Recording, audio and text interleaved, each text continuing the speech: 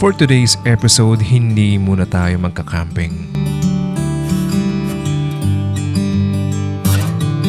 Isang simpleng ride lang ito sa Batangas. Pero kahit simpleng ride lang ito, one thing that I can promise you is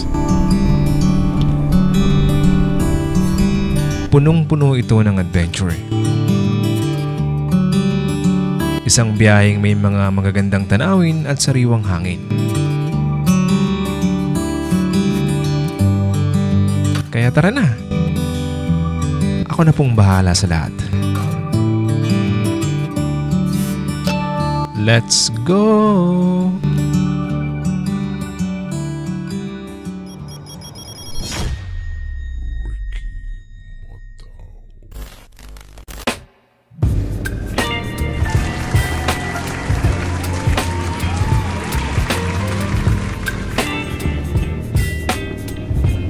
What's going on, people? This is your boy. This is your boy, Ricky Boy po ng Ricky Moto PH. Magandang hapon po sa inyong lahat. Check mga kaibigan, it is 4:58. Oh, teka lang, overtake lang ako guys ha. Oh no! For today's episode, nandito tayo ngayon sa Mabini, Batangas. Mabini. This is my very first time in this place, no? Since hindi pa ako nakakapunta rito, very thrilling, no? Very exciting. Hindi natin alam kung ano yung mga mangyayari sa episode nito. Kaya sana samahan niyo pong muli si Ricky Boy. For today's episode, hindi tayo magti-tent pitching. Kapag medyo malayo yung mga pupuntahan natin, no? Hindi tayo mag-tent pitching. Accommodation po yung gagawin natin. And like what I said last time, medyo nagpa-practice po tayo para sa ating North Loop. Practice nang wala masyadong dala, no? Mga gadgets and laptop lang, di ba? Bilisan na natin kasi sayang yung oras eh. Ang check-in ko, alas 3 eh. Sipin mo, anong oras na? Mag-aalas 6 na. I love San Francisco. You're giving me wind and rain. Welcome to Mabini, Batangas.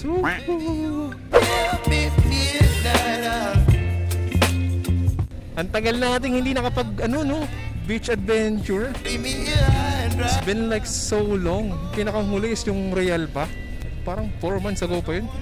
Ang tagal na guys, sorry, tagal natin hindi nakapag-beach. Kahit ako mismo parang sabik ako magdagat ngayon. Dapat sa Morong kasi tayo today, sa episode na to. Morong Bataan tayo. And camping talaga siya. Kaso bigla ko tong nakita. Napakamura ng accommodation niya. So green up ko na kasi magugulat kayo sa presyo na ito guys. Air-conditioned room, may wifi, tapos beach front. And then yung price niya is like 2,000 lang. Diba? Napakamura. Most of the time, laging 3,000 yan eh. Shoutout po sa mga taga Mabini, Batangas, by the way. Kung mayroon mang nanonood ngayon, shoutout po sa inyo. Wow, ang dami namimingwit. Naingit na kagad ako. Gusto ko na rin makibingwit.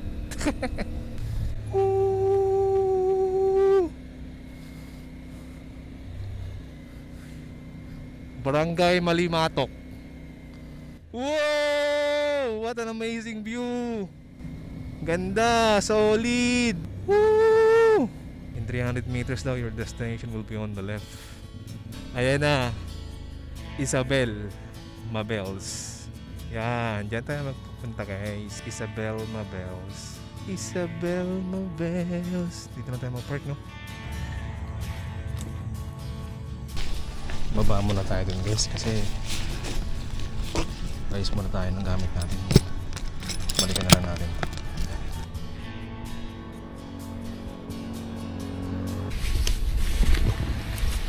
Guys, babalik pa tayo sa taas kasi ang gamit pa tayo dun eh. Let's go. Mukhang ako lang yata guys dito ngayon eh. Sana nga. So guys, nandito na tayo sa ating accommodation. Once again, dito po ay 2,000 pesos lang. May aircon, may sariling CR, may tubig, at meron na rin pong napakabilis na wifi. Mamaya papakita ko sa inyo yung speed test tayo. Inerge ko lang yung mga gadget natin. Medyo magulo, ikot ko yung sandali. May nakasabit na sa lawal. Napadbalon, sorry na. But so medyo magulo yung kama ko. Ayusin ko lang, shower lang ako, and then tuloy na rin yung plan. Alright, let's go!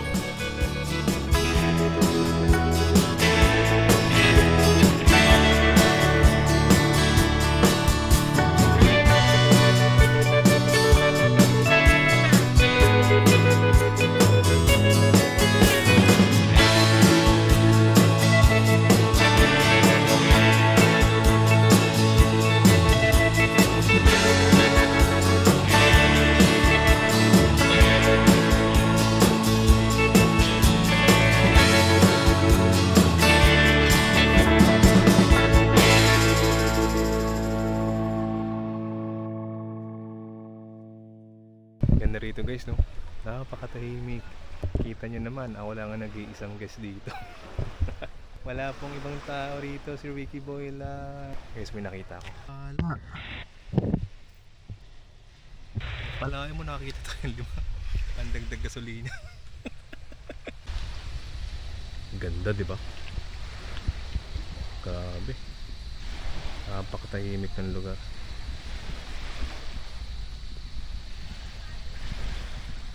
Anong pagkain meron ba? Sige, hot silog na lang, idol. 150, no? Sa order. Tapos yung tubig, libre, no? Opo.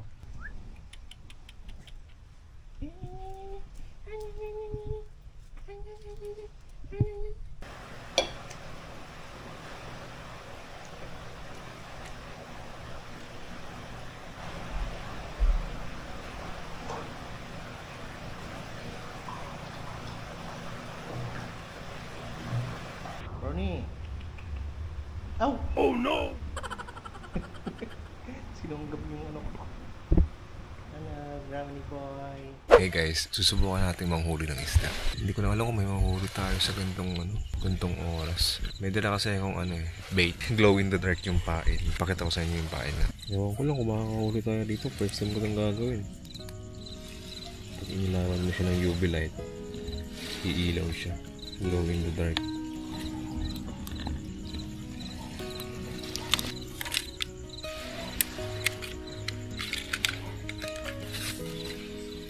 Lagyan natin ito para siyang fish scent langsa. Pagilagyan natin siya ng UV, iilaw siya. Maring iilaw.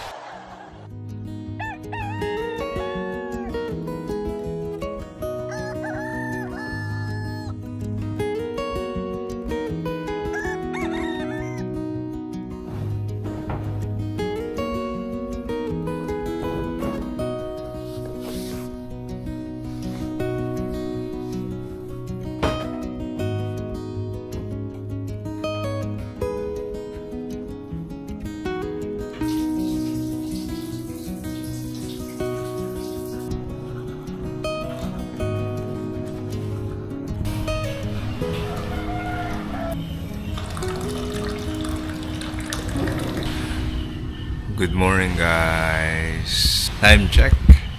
Wala akong relo. Pero alas 6 na. Kasi I heard my phone. And nag-alarm yung phone ko ng bandang alas 6. So once again, we are here in Mabini, Batangas. And nandito tayo sa accommodation natin, which is Isabel Mabels.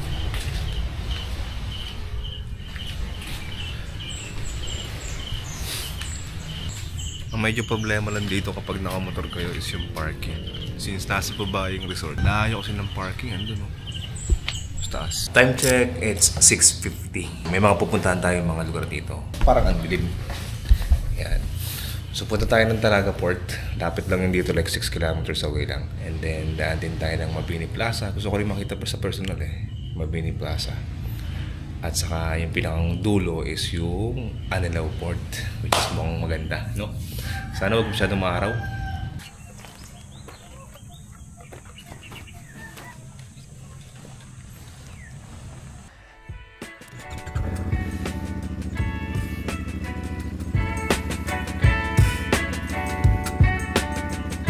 Para makapag-breakfast na rin tayo at nagugutom na ako. Itong downside kapag walang dalang pagkain kailangan mo lumabas palagi para makakain lang, no? Hindi na ako nag-gloves kasi mas gusto ko ma-feel yung hangin sa mga kamay ko. Let's go!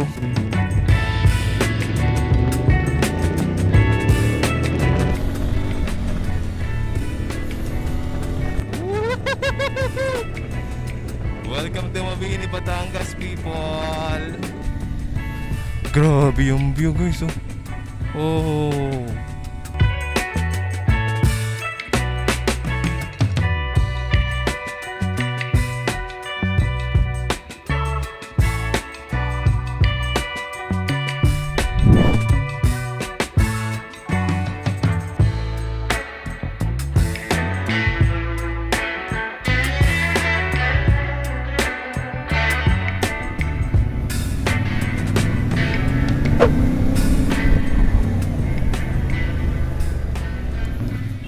Sabi ko sarado eh.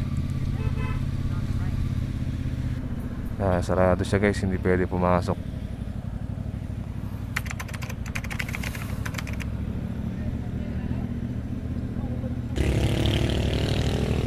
Masyado pa kasing maaga guys eh. Alas 7:30 pa lang eh. So mag-almusal muna tayo. Maghanap tayo ng mga kainan. So punta na rin tayo ng Anilao Port. Doon tayo pumesto. Let's go. Sana may makainan tayo dito na ano, bulalo. Namimiss ko magbulalo guys eh.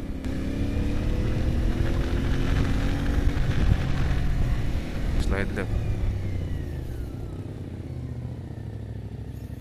May nakita akong mami. Ang paboritong mami.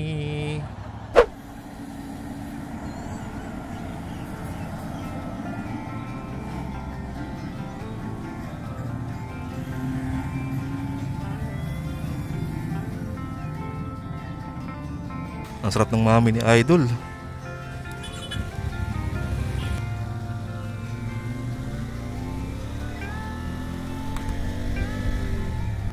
Ito na ang Anilao Port.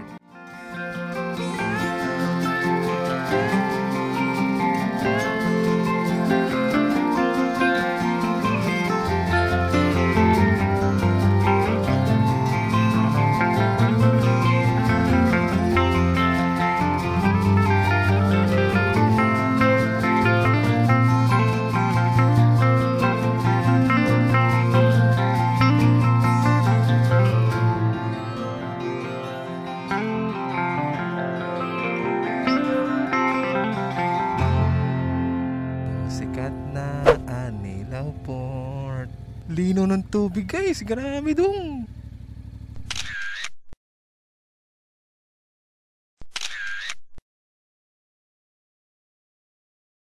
Ang saya naman dito.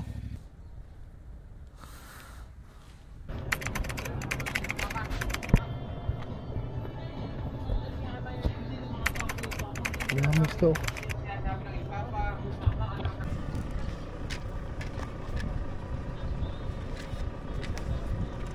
Na-excite ako kasi nalaki ng isda dito. Sa tapat mo lang, hindi mo kailangan magtapo ng malayo.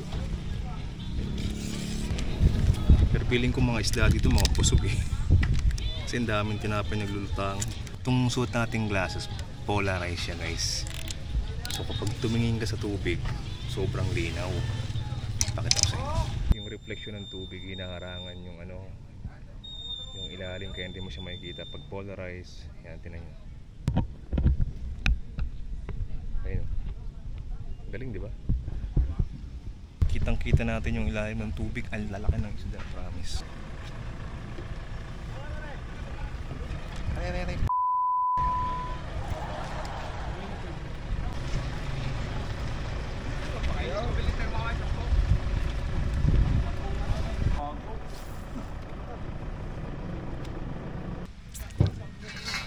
So, alam nyo na. Alam nyo na ang nangyari. Wala na naman tayo nahuli. Ang daming isda guys, promise. Lahat kami dito, 0. Asa 5 yata kami kanina, 6. Ang daming isda dito. Lahat kami 0. Wala akong nakitang may nahuli, may nakakuha. There are 2 possible reasons why this is happening. Una, hindi talaga marunong. Hindi, actually, dalawa yung posibleng rason eh. Yung mga isda dito, busog. Kasi kahit tinapay itapon, hindi na kinaagad eh. I don't know. Yun yung isang rason. Probably busog yung mga isda dito. Pero kasi imposible, ang dami namin kanina. Ang kami, na isa sa amin, walang nahuli. That's too much of a coincidence eh. But still, hindi tayo susuko. Magpunta akong fish pond sa sunod na araw. Nagigigil ako eh. Diba, next week guys, abangan nyo yung ating bagong episode. Kasi pupunta ako ng Morong Bataan. Isa sa mga sikat na campsite. Magka-camping tayo, na-miss ko na mag-camping. Like raw camping, no? Yung magtitent tayo, dala natin. Mag-ano lang ako, mag-scooter lang ako.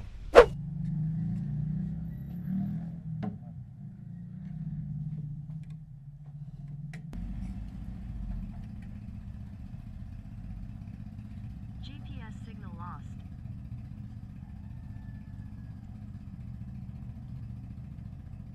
Oh, ngayon pupunta tayo ng ano, sikat na Gulugod Baboy. I think kaya siya tinawag na gulugod baboy kasi walang puno. Mukha siyang likod ng baboy. Ewan ko guys, yung mga taga Mamini dyan na nakikinig, correct me if I'm wrong. Sorry na, hinuhulaan ko lang eh. Grabe yung pataas dito no. Sobrang tarik pala talaga niya, kaya pala sinasabi sa sa mga napapanood ko, ang hirap niyang akitin kasi napakatarik po talaga niya. Hindi lang masyadong halata kasi yung motor natin pang pang akyatan talaga. O, yung taas niya no. Oh, grabe dong. Oh, taas niyan boy. Ayan na po siya mga kaibigan. Barangay Nag-Iba, Mount Gulugod Baboy, Sitio Bulihan. Good decision talaga ako, hindi ako nagpalit ng sprocket. Buti na lang hindi ako nagpalit ng sprocket. Talagang solid na solid yung kanyang performance guys. Bilib na bilib ako. Ang bigat ko kaya. Tapos yung actual nabigat din ng motor at saka yung mga bitbit natin. Although hindi ganun kadami no. Grabe yung view. Napaka solid ng view dito guys.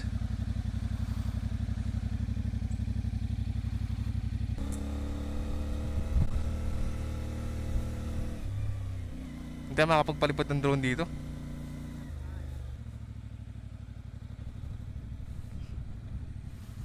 Wow, tang ina, ang ganda. Ay sorry, napamura ako. Ang ganda boy. Kahit nakakapagod, aakitin ko to para sa inyo. Actually nabanggit ko na sa inyo yung dati, di ba? Meron akong fear of heights.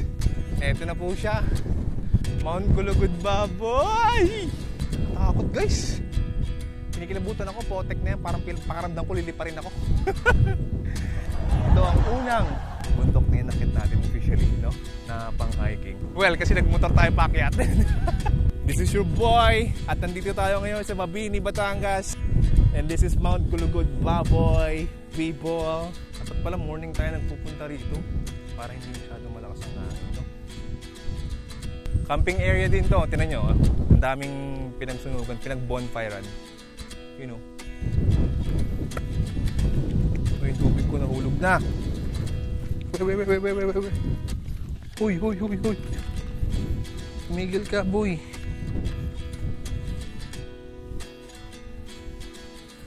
Nahulog yung tubig ko, guys. Harap din dito, ah.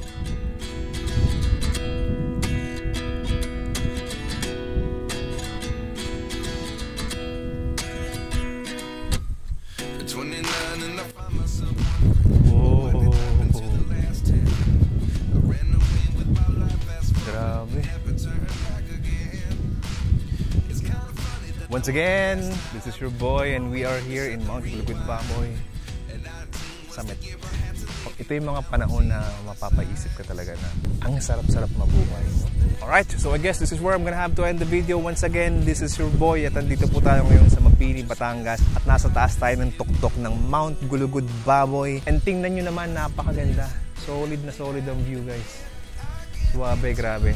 Maraming salamat po sa lahat na sumubaybay sumama sa episode na to. Medyo mating na araw. Kung hindi ka pa nakasubscribe, no, if you like this kind of video, please go ahead, like and subscribe. Siguro babalik tayo rito, no? Magka-camping tayo dito sa mismong Mount Gulugod Baboy na to. Ang ganda rin kasi talaga. Para sa akin, napakaganda po ng Mabini, Batangas. Solid. Shoutout po sa lahat ng mga taga Mabini, Batangas. Napakaganda po ng lugar nyo. Once again, this is your boy, your sweet boy, Wiki Boy po ng Wikimoro PH. Have a great day, people. Without you, I never could have moved away. But now I see what you teach. I do believe I always should have stayed.